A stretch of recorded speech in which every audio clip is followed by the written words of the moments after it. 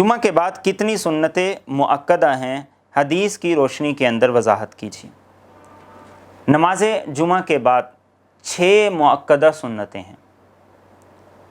4 کا ذکر ایک مرفوع حدیث میں جو صحیح مسلم کی ہے وہ ہمیں ملتا ہے کہ رسول اکرم صلی اللہ علیہ وسلم نے ارشاد فرمایا کہ جو آدمی جمعہ کے بعد نماز پڑھے تو وہ 4 رکعتیں پڑھے۔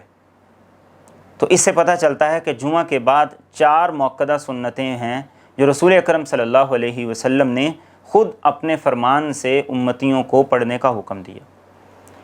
اور حضرت علی المرتضیٰ رضی اللہ تعالیٰ عنہ سے روایت ہے کہ جس میں وہ یہ نقل کرتے ہیں کہ 6 مؤکدہ سنتیں ہیں جمعہ کے بعد، اور وہ صحیح سند کے ساتھ مروی ہے، 4 الگ اور 2 الگ۔ اور بہتر یہ ہے کہ ان کو اس طریقے سے پڑھا جائے کہ 4 پہلے پڑھی جائیں، 2 بعد میں پڑھی جائیں۔